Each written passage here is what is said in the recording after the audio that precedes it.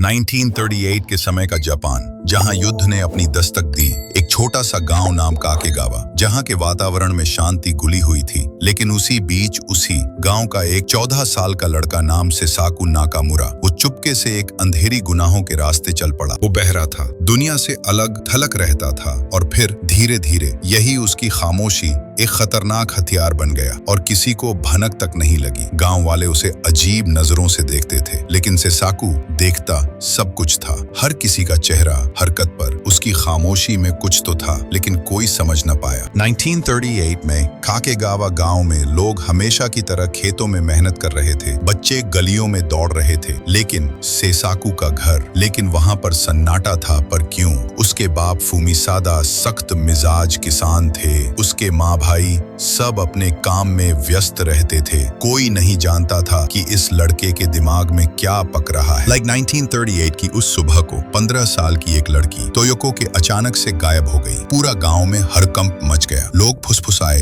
कहीं भाग गई होगी। गांव में हर कोई अलग अलग बातें करने लगा, लेकिन सेसाकू वो चुपके से सब देख रहा था। पर ये मौत का सिलसिला इतना जल्दी कहाँ खत्म होने वाला था। फिर साल 1941 में काकेगावा का सन्नाटा अब खौफ में बदल चुका था। फिर और एक दिन तोयोको का शव खेत में मिला, चेहरा पीला, आंखें खुली, जैसे मौत को गले लगाया हो। गांव वाले घबरा गए, पर बात को दबा दिया गया, क्योंकि उस समय युद्ध चल रहा था। सरकार ने कहा, खामोश रहो, देश का माहौल मत बिगाड़ो। लेकिन सेसाकू की खामोशी अब एक खूंखार हथियार बन चुकी थी। अब 18 साल का सेसाकू और अधिक खतरनाक बन गया था। उसने सबसे पहले अजनबियों को अपना शिकार बनाया, फिर उसने अपने ही परिवार को निशाना बनाया। उसके बड़े भाई की पत्नी को मार डाला। भाई टूट गया, लेकिन फिर भी परिवार वालों ने अपना मुंह बंद रखा, बाहर मत बताना। फुमिसादा ने अपना हुक्म सुनाया, हमारे परिवार की बदनाम होगी। 1942 साल तक सेसाकू का खौफ बेकाबू और अधिक हो गया। उसने अपना अगला शिकार एक किसान पति और उसकी पत्नी मेकिची और त्सुने अपने घर में मरे मिले। बेचारे उनके मासूम बच्चे अनाथ हो गए। गांव में डर का आलम था। लोग रात को घर से निकलना भूल गए, लेकिन एक के बाद एक हत्या होती गई। लेकिन हत्यारा वो उनके बीच ही था, लेकिन